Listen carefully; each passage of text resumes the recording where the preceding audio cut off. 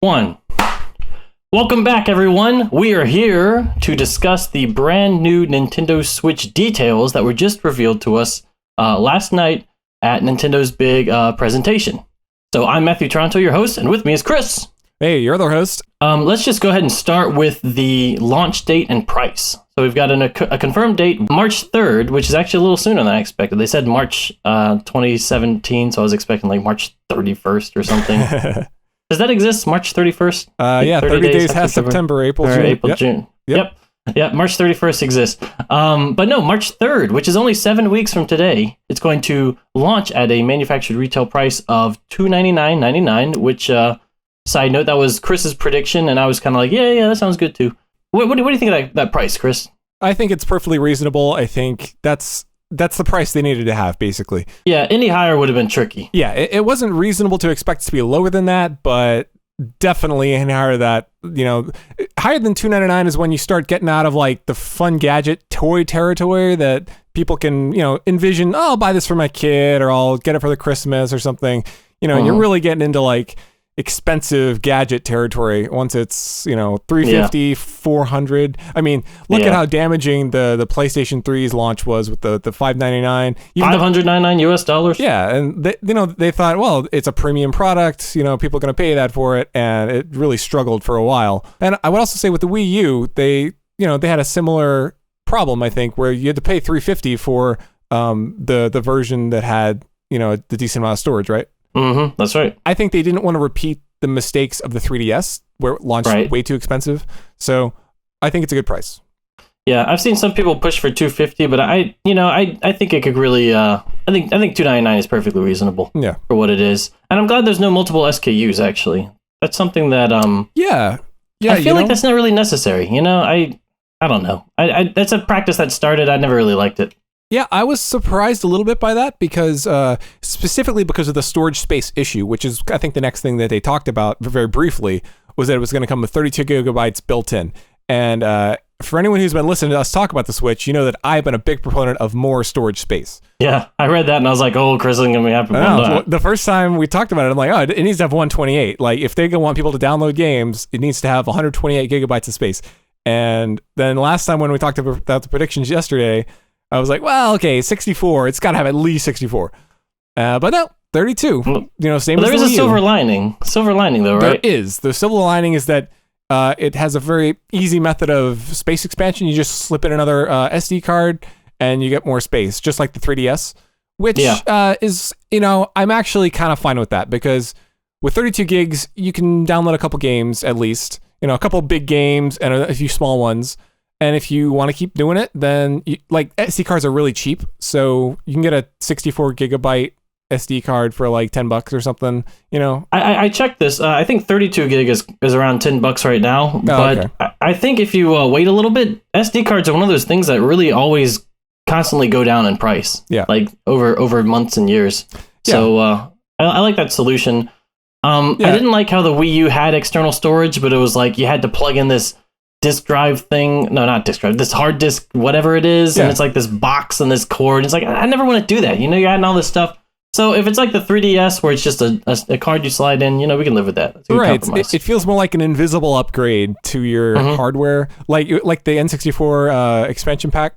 It's like, you don't see it. It's not like staring you in the face all the time with this big extra brick that you've put next to your console, And taking up one of your USB slots. Your USB slots, right? Right. So yeah, I thought I was going to be upset with them, but knowing that this is the way that you can expand the space, I'll give them a pass on the storage.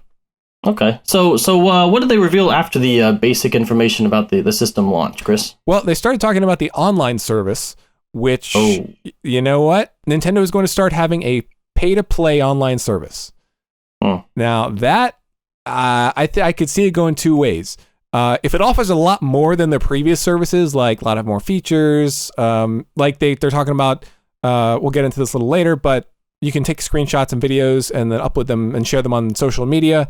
If that kind of needs this subscription service and they have other things that are like exclusive features that are really cool, okay, I could see them justifying the price. But if you have to pay to play online, I think that's very concerning. I think being able to just jump on and play Smash, online for free, or Splatoon or any other game, that's a pretty core feature. And once you're locking that behind a paywall, which is probably at least $50 a year, if not more, that does make me a little concerned. We don't have the price yet, but this was definitely one of the biggest disappointments for me of the presentation, because I've been a Nintendo fan the whole time, and I haven't really played online on other systems, so I'm not used to the whole like have to get this gold subscription or whatever. So going from like free online play on the Wii and then the Wii U, which was generally had better online than the Wii, to something paid is kind of a big it's a tough pill to swallow. So hopefully they have enough bonus features to justify that. They did announce that you can download one Super NES or NES game per month for free when you have this feature. Mm-hmm. But then later, they came out and said that, well, you don't keep it. You get to play that game for that month, and then it goes away, which is kind of lame. I mean, I guess, it depends. If this is like a $20 a year thing, okay, maybe so. But if it's, like you said, $50 or more, it's going to feel a little stingy to me. That's, that's the way that Sony does it for the PlayStation. You get free games. I'm doing air quotes with my fingers, free games, but you lose them if you stop subscribing. I've never liked the have to be online to play something model. Yeah. That's an irritating model to me. I like just having stuff there. So yeah, that was kind of a bummer. What happened next? What was the next thing that happened? Well, next they showed that you can actually use 8 switches for multiplayer. Oh, yeah. Which is pretty cool. Yeah, it's pretty cool. Like from a technical standpoint, there's not really any reason to limit it. It's because it's not like you have one Wii U console that has to, be processing the things from different gamepads or something.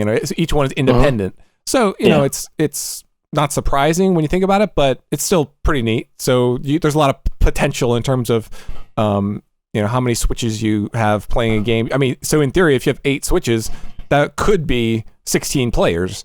I mean, I don't know what game's going to have 16 players playing, but, it's a possibility, which is kind of cool. This was announced around the same time, but I want to point out I'm glad that we have a touchscreen and motion controls, because I was getting a little concerned about, playing Splatoon and, without the motion controls and like the touchscreen thing. I think it's such a ubiquitous thing at this point. Like everyone sees these portable screens and they feel like they should touch them, like they should react when I touch it. So I'm glad that they confirmed that, and it kind of helps justify the price a little bit too. Oh yeah, and it's a 720p screen, so it'll look pretty nice. It should look sharper than the Wii U screen. Yeah, so that's good. Overall, which the next thing to start talking about is the controller overall, and I was actually very impressed by the controller. It's got lots of cool things. The HD rumble with the ice HD cubes. rumble. You got your ice cubes in the glass. I've always been a big fan of the rumble Nintendo in general. is so weird sometimes with the way they present stuff. but I thought that was a great demonstration because you can really visualize what that feels like. Yeah. I'm eager to feel this to see if it really does transport you to that different world kind of thing. Yeah, I mean, sure, it's possible. It's just a bunch of PR nonsense that they're saying, but I don't know. I don't think they would have sold it that hard unless it really is kind of a step forward in Rumble. Yeah, that actually does have a lot of potential. You're right. Yeah, I feel good about that. I thought that the capture button is super cool. To be able to have a button on the controller that is devoted to taking screenshots and video clips and being able to share those online, that's really cool. I think that's a big part of games these days, and the social element of games. And incorporating that so deeply into the console, I think, bodes very well. Now, that is a feature that I imagine you'll need the subscription to access, like to actually share it. I mean, I don't know. I think I'm a little worried about that.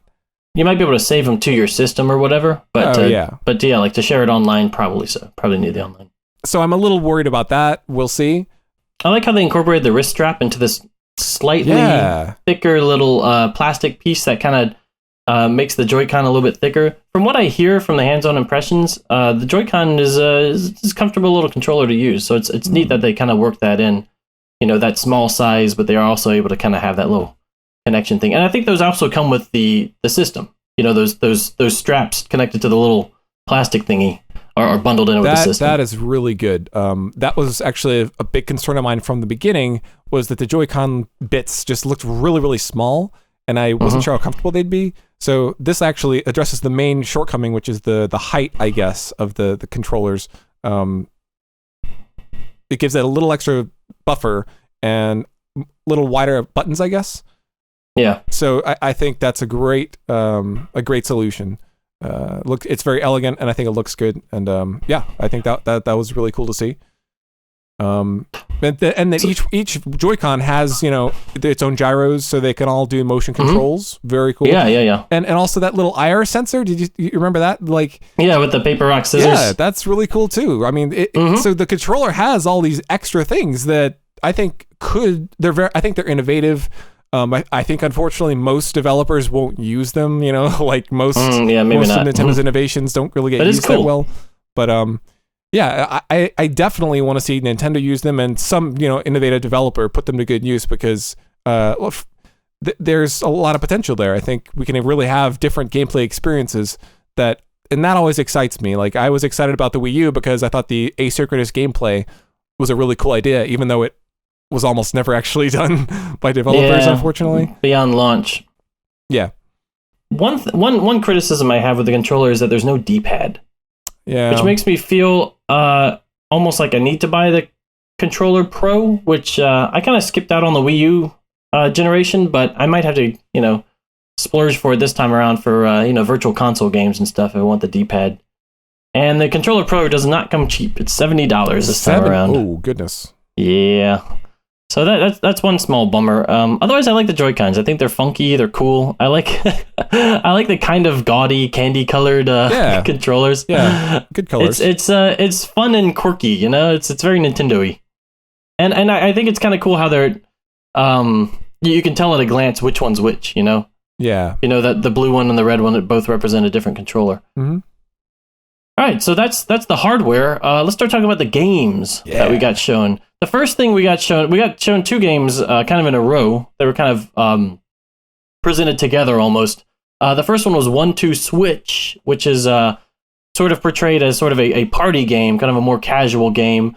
If I had to guess, this is kind of like Nintendo's trying to go for the Wii Sports or Nintendo Land crowd with this, something you could invite your friends and family to play and just jump right in. And for the presentation, I wasn't quite sure what to make of 1-2 Switch. It was a little confusing to me. I didn't quite get it. But they did just do a Treehouse Live segment. They've been doing the Treehouse stuff all day, and so I've been watching most of those, and I kind of got a better feel for the game from that. But Chris, what did you think of the 1-2 Switch presentation? I thought it looked like a neat minigame collection. I always like seeing something innovative like that, and it seems like so few games actually try to like really focus on using these features. It seems like this is the Switch's Nintendo Land or Wii Sports. And I really think it's a cool idea, a really good party idea of having the primary medium of the game be looking at your friends. I think that'll make it much easier to use the Switch in a party or some sort of setting where it's not just a bunch of gamers sitting around playing a game. You can play with non-gamers much more easily with that style of game. So I think it's a really good idea. Depending on the execution, I think it could be really, really cool. I think Nintendo has tried very hard since the Wii to reach out to non-gamers and people who aren't already gamers. And this seems like a really interesting step in that regard. If there is a segment of the Switch library that is really devoted towards games like this, where really anyone can pick it up and play it, anyone who wants to have fun can pick up and play it really easily, I think that's really cool. What do you think? The Treehouse presentation was pretty neat. They showed maybe 6 or 7 different games, and it's like they said in the trailer, you're not really looking at the screen so much. You're reacting based off the sound of the Joy-Cons and what your opponent is doing. So I think it'll work really well with the HD thing. There's like an eating contest where you hold it in front of your mouth and the sensor recognizes how fast you're opening and closing your mouth. There's like a samurai game where one guy is trying to fake out the other guy, like hitting him on overhead, and the other guy has to block him by pressing squeezing the thing. So it's pretty neat. I have one major complaint about it that I think is a big mistake. and that is not bundling it in with the system. 1-2 Switch is going to retail for $49.99, and it looks pretty cool, but for that price, I mean, it's competing with like Zelda. I mean, there's not really a huge launch lineup, so it might do well, but I think it would do a lot better if it was on every Switch system. So then whenever, people are like, hey, check out this new system and bring it over to other people's houses, it's already there to play. And we're like, oh, okay, let's try out 1-2 Switch. I think it's going to have a little bit of a harder time finding an audience by not being a pack-in. I totally agree with that. Looking back at the Wii U, I think it would have been better to have Nintendo Land as a pack-in for all Wii U's, because Nintendo Land did a similar function. I can't imagine that the sales for Nintendo Land were that good outside of the bundle, and I have to expect the same thing for 1-2 Switch. It looks like a cool game, but it seems like the sort of thing where you have to just give it to people so that they use it and they realize the potential of the system. Right. And it's like, okay, this is cool. I like it. Otherwise, they might not take the plunge. Right. So I agree. That is a little disappointing. I didn't realize it was a full price game. Yeah. But there's some other cool games too. Let's talk about ARMS. ARMS. That Nintendo is so like, we had no idea what to expect. Like, I was in a chat, watching this, and then all of a sudden they've got like this Japanese schoolgirl fighting some dude, and he looked like Patrick Warburton to me. I don't think it was actually Patrick Warburton. No, but a little bit. It looked kind of like him. Anyway, then their arms turn into like crazy squiggly things, and it goes into the gameplay footage. So yeah, ARMS is a 1v1 fighting game? ? I guess. Yeah. It's a fighting game. It's a 3D game, and you're using the Joy-Cons to punch, but it's also because of the way the arms are kind of extended and stuff. You can kind of use your fist as like a projectile weapon as well. The presentation was kind of smart about this. They kept stressing how the gameplay was deep and there was a lot to it. And I mean, after I watched the Treehouse thing on this, I gotta agree. It looks really fun. It looks like it could be kind of Splatoonish in terms of the combat. I mean, not the gameplay itself, but in terms of the combative nature of it and just kind of the quirky art style. I could see it being a lot of fun. And I'm wondering if Next Level Games is working on it, because it felt kind of Next Level Games-ish to me. Like even like the music had that kind of that brassy sound to it. Yeah. And the characters are very expressive. Yeah. And which Next Level Games is great at. I mean, as our listeners probably know, Brawl in the Family is a big fan of Next Level Games. So if they are making this, then I think that would kick up our excitement a notch. But I think it looks great too. I didn't know what to make of it at first. It seems a little odd, but with motion controls this deeply integrated into the game, I feel like it needs to be really like nearly 100% accurate to be really, really fun. So I think I'll need to try out this game and try out the controls and see how they feel. One aspect of that I'm still not sure about is that earlier on in the Switch's, I think late last year, I was reading about the Switch's hardware, and it was speculated that instead of Bluetooth, they're going to use a different protocol for the wireless capabilities for the controller that would have less latency.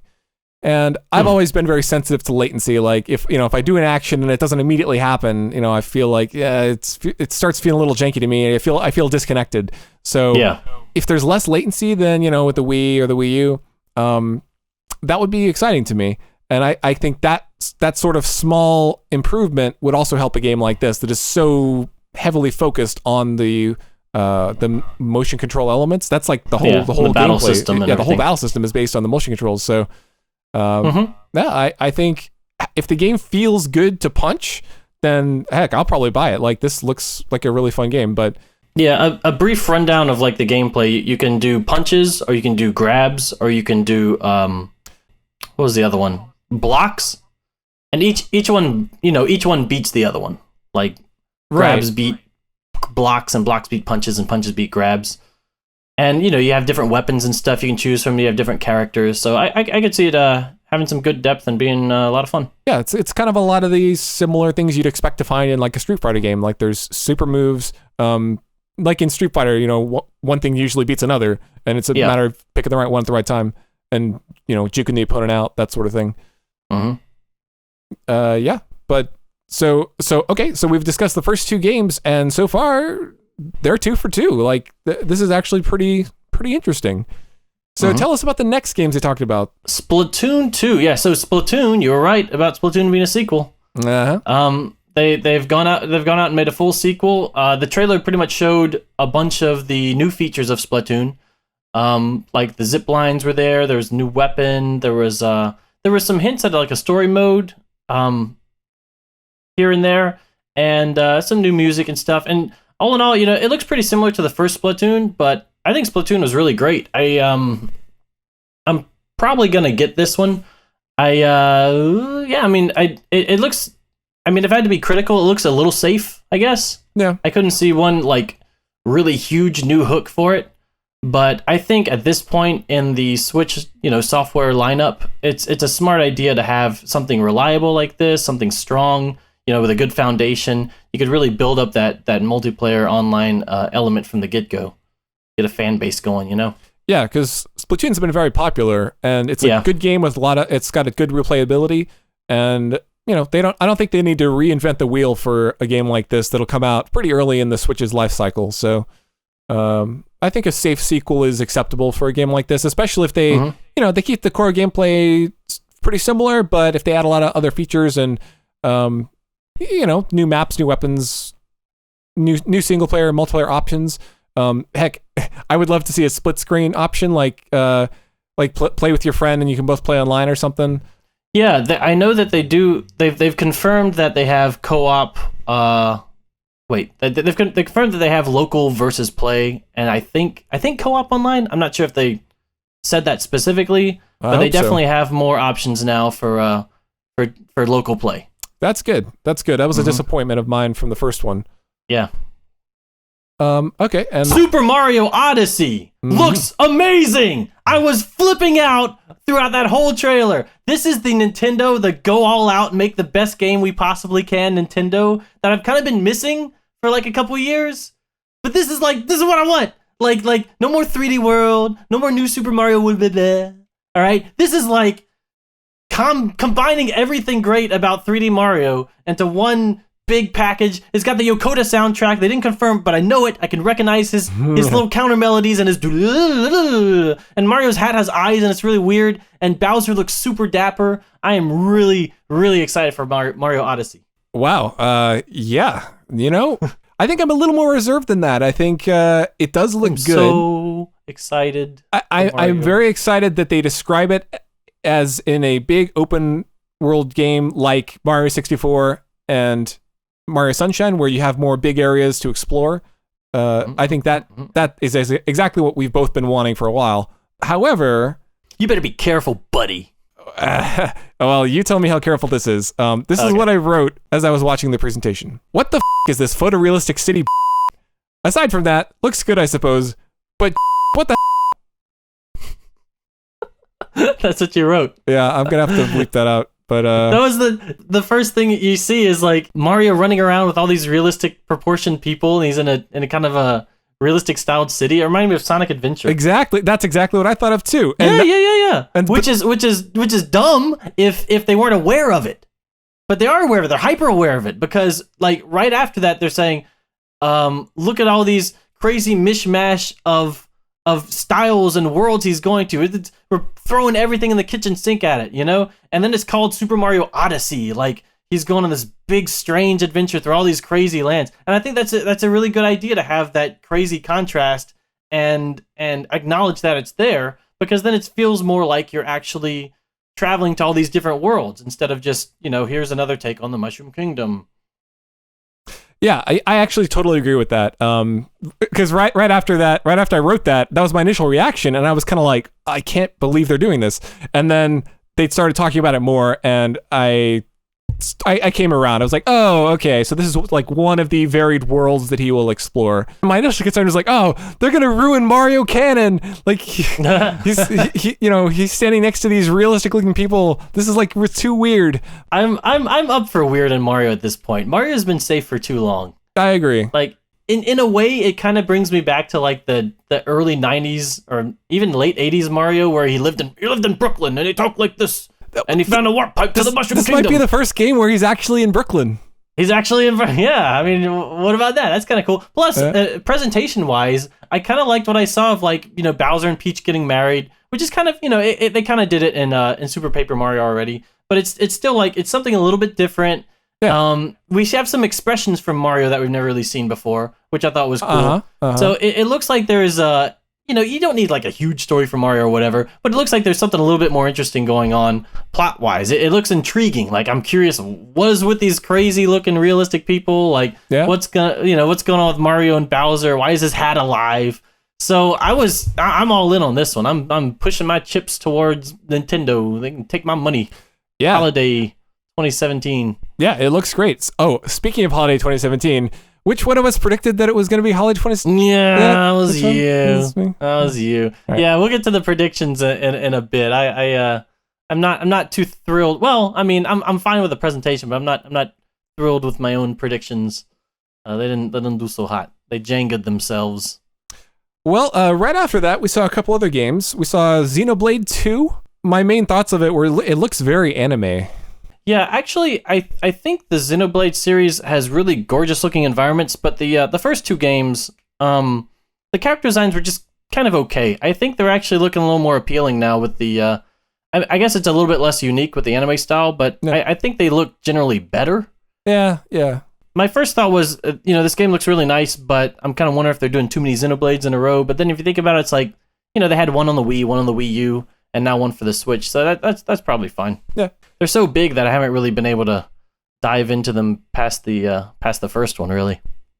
But it's nice that we have an RPG on the horizon, We actually have a couple RPGs on the horizon.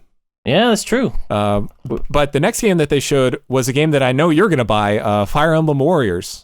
Wait, I'm gonna buy it? Yeah, you loved Hyrule Warriors and you love Fire Emblem. Well, I like Fire Emblem. I don't know if I love it.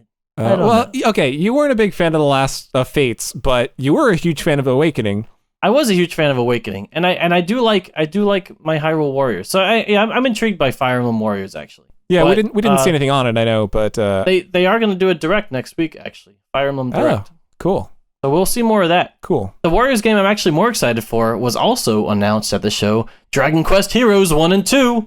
Dragon Quest Heroes, which came out on the PlayStation 4 last year, and I was jealous, but now it's coming out on the Switch, but I'm not sure if they've confirmed it for America yet, so I'm still a little apprehensive. I know it's there for the Switch launch in Japan, but not for our launch. So, and is that basically a Warriors game?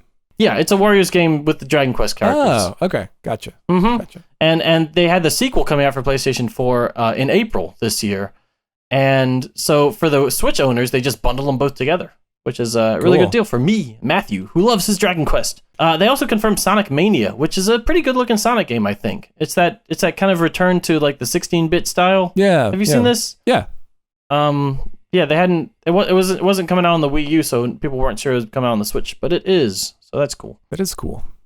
The next game we saw was another RPG called Octopath Traveler. What did you think of that? I could have sworn it was Final Fantasy when they were showing it, and it said Square Enix, and it showed like them in the battle system against kind of the big hand-drawn like thing on the war, like riding the big beast or whatever. I'm like, boy, this looks a lot like Super NES Final Fantasy, and then they had the trademark crazy Square Enix name instead of Final Fantasy. Yeah. I think it's like maybe a spin-off of Bravely Default, if I had to guess. Which is in itself was a spin-off of Final Fantasy the 4 Warriors of Light. Can you imagine how how freaked out everyone would get if they showed that and then it said Final Fantasy 16? That would have been awesome. I don't know why they didn't do that. It would have never happened. That's more of a Dragon Quest thing to do. But yeah, I guess so. But it looks good. It looks good. It's got a weird name, but it looks pretty cool. Yeah, I thought the combination of sprites and 3D looked pretty unique. I thought it looked good, and if it's got good turn-based gameplay, I'm very interested. Yeah. And a good story. Needs a good story, and Final Fantasy hasn't exactly had that for a while, so we'll see. You better be careful, Chris. I don't. I'm just stating facts here. You're not afraid of the internet. No, What's it gonna do? It's gonna be on your computer. It's so scary. You're not scared. No. I'm not scared of the Final Fantasy fans out there. There are many. I'm sure if they like Final Fantasy, they like other things about it than the story. Huh. Well, that's one theory. Let's move on. So, did we get No More Heroes 3 confirmed or not? Suda kind of came out and was like stammering for about a minute. He's like, so Travis Touchdown, here's some art of him. He's gonna be in a new game, and the game is another. I've been wanting to make a No More Heroes sequel. Like, it was a really weird presentation. Yeah, you could tell Bill was like having a hard time translating it. Yeah, I think he must have been doing some quirky something or other that didn't translate directly. And that was what I guessed. I liked it a lot. Like, I think Suda's a really cool person. I liked guess his odd presentation. I guess we're getting a third No More Heroes, maybe? Yeah, I could do with that. I actually felt like I enjoyed the first one. I haven't played the second one yet, but I have it somewhere. But I always thought a new one would be cool that's on hardware that can actually kind of handle the game. Yeah. It's a cool series. The Wii struggled to handle the game. Like, the game clearly had ambitions that were kind of above what the Wii could do, I thought. And so I think it's on a system like the Switch where processing power won't really be an issue. A game like that, I would definitely be interested in. Yeah. And then the EA guy came out and talked about FIFA for a while. Oh, yeah. Some of these presentations went on a little long. I mean, they were all kind of saying, now you can take it with you and play it on the go. It's like, okay, we know that part. I mean, how long does it take to announce FIFA? It was a pretty bland presentation. The guy didn't really seem like he wanted to be there. I don't smell the passion from EA. Nah, whatever. Who cares? Who cares about EA? Whatever. Yeah. All right, let's move on. Yep. Okay, so after that, what happened? Oh, is that when we got Reggie, or is that? When we got Reggie? Yeah. Yes, and that is when we saw Zelda. That is when we saw Zelda. Oh man! And holy free holies, Batman. That was like amazing. That was yeah. That's one of the best. That's one of the best trailers in Nintendo history, easily. Yeah. I am all in. You know, I got a little emotional watching that. Yeah, I'm me too. not afraid to admit it. Got a little emotional. Yeah, thinking about all the Zelda. I'm a crusty old jerk, and I got emotional. It softened Chris's heart. Yep. His heart grew 3 sizes that day. Yep.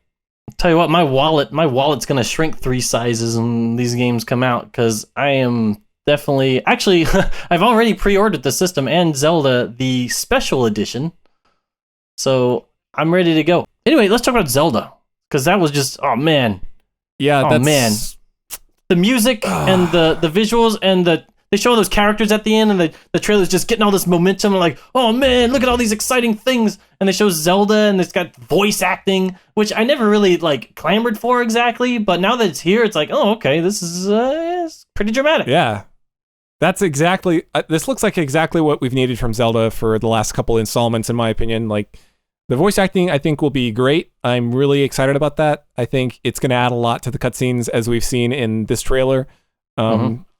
Even and Link isn't speaking still, and if they, as long as you direct these cutscenes properly, that'll be fine. We'll still accept him as this voiceless protagonist. There's little hints towards like the plot line. Like, one of the things I picked up on was at one point the Deku Tree is actually talking to Link. Like, you'll see the Koroks on the tree, and it's kind of moving, and he says something like, you don't recognize me because it's been 100 years. He says something like that. That's intriguing. It's like, what is going on? How does this fit in with the whole timeline thing? And it's like got like Zelda talking about how she failed her people and everything crumbled. And it's like, oh man, what's happening? This is cool. Yeah. So I'm excited about that. I'm excited about the whole open world thing. This is definitely going to be the game to play when the Switch launches. Yeah, and it'll be out in less than 2 months. Yes, it's almost upon us. So I guess that wraps up the reaction presentation. Segment. Yeah. Chris, what would you rate this presentation out of 10 overall? Probably 8.5 maybe. Oh, okay. Yeah. Okay. I think most of the games we saw were great. I was actually really impressed by them. I think the console looks great. I'm uncharacteristically optimistic about it. And but a couple of presentations were a little lacking. Like, they had a couple of people up there that weren't really saying much. Like the Sega guy was just saying, "Yeah, I want to make a game," and Suda's being Suda, and then Suda's being Suda, and then the EA guy's kind of like, "Eh." So they could have. I don't know how they could have done that better, but because I know they wanted to show that these other game developers are excited for the console, So that does serve a purpose, but it was kind of boring. And there were, as we discussed, there were a couple details that we weren't super excited about, like the paid online features. But overall, I'm on board. I'm on the Switch train.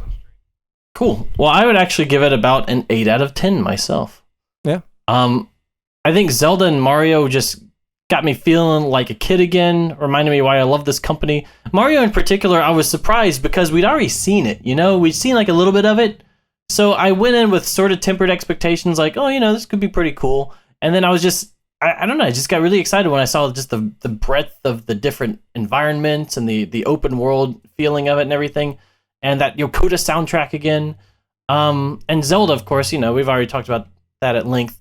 Besides that, though, I think I touched on the main negatives for me. One thing I want to add is that I feel like the launch lineup is a little thin because if Zelda is pretty much a Wii U game. Yeah. So if you ignore that, I mean, you ignore Zelda, whatever. But if you don't count Zelda, we're looking at just like 1-2 Switch and a couple other games at launch. And I was kind of hoping Nintendo would have one more game, to launch with the Switch that we hadn't seen that would kind of fill out the roster a little bit. But that said, I do want to make a mention of a game called Snipper Clips. There we go. Thank you, Google, for filling that in. Snipper Clips is a first party game.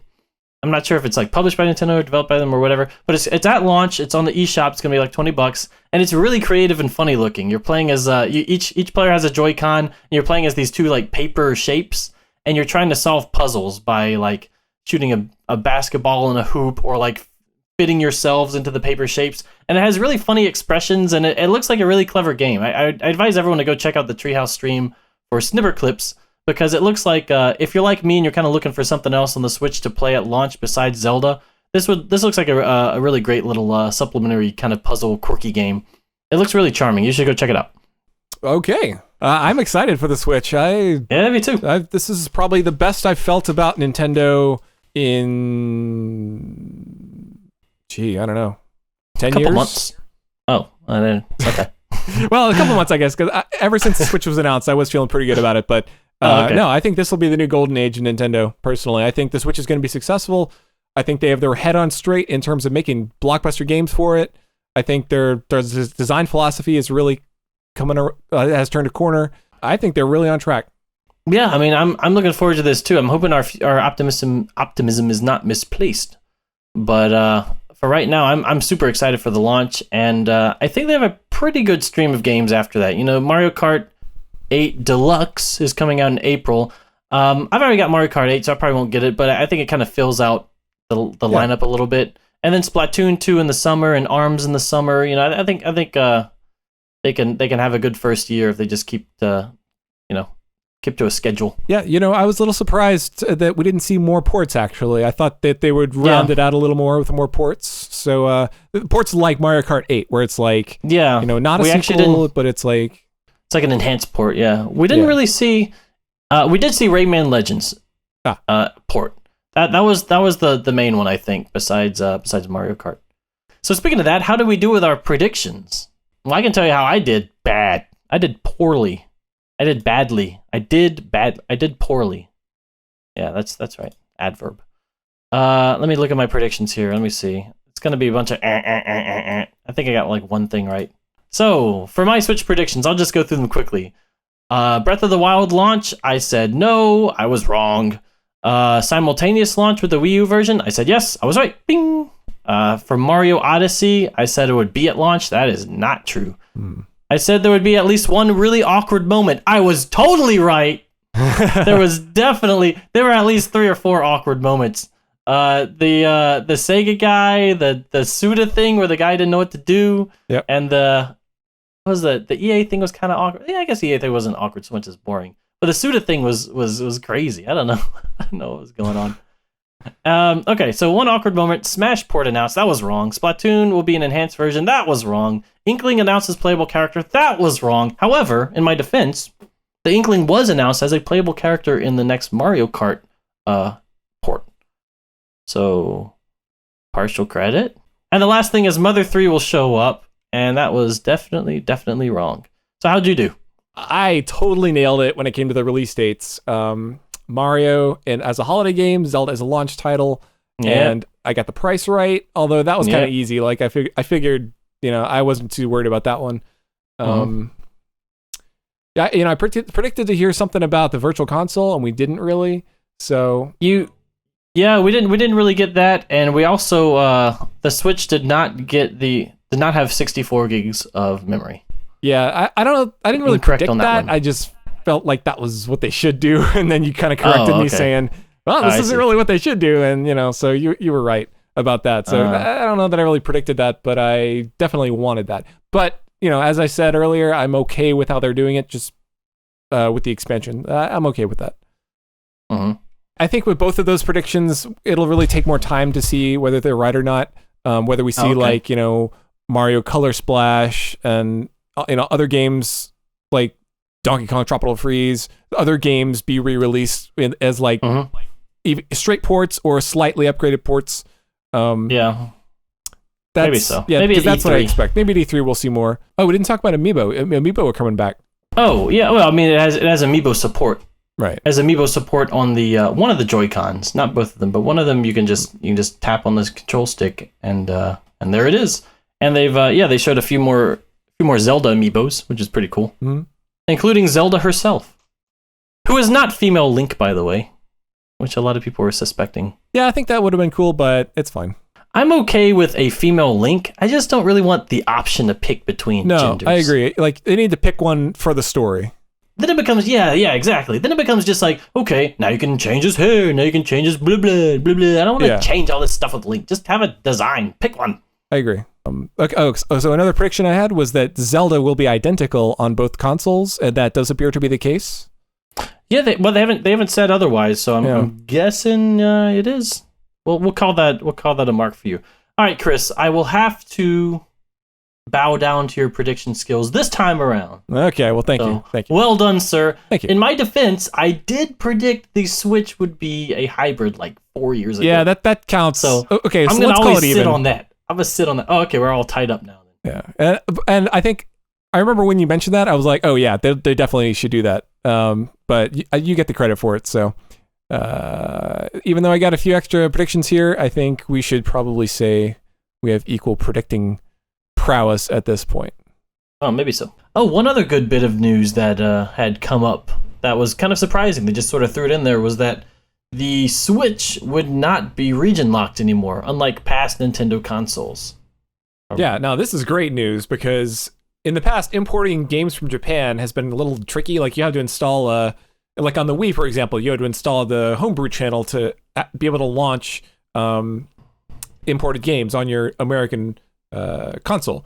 Yeah. But on the Game Boy and the DS, they didn't have region locking, so you could just buy a game from Japan and play it just fine. Like Uundan or Band Brothers or Mother 3.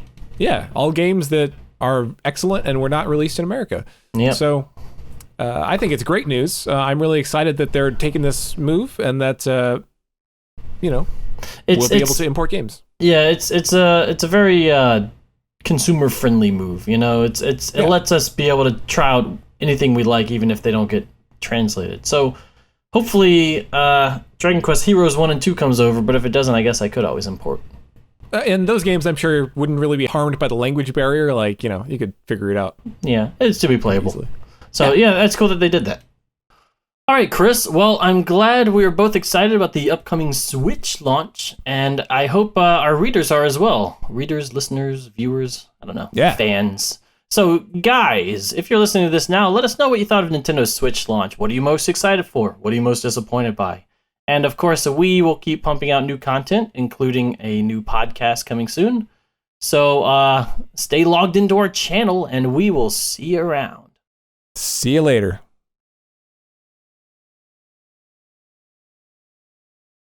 Now you can change his blood. Now you can change his blood. Now you can talk like Dracula. Hey, does anyone else talk like Dracula? Like, what accent is that? It's like Dracula, Transylvania. Probably Transylvania. You don't really have like that makes sense. You don't really have a like a hero in a movie talk like this. It's like Eastern European, sort of. I like it. I think it sounds nice. Pleasing to the ears. Love.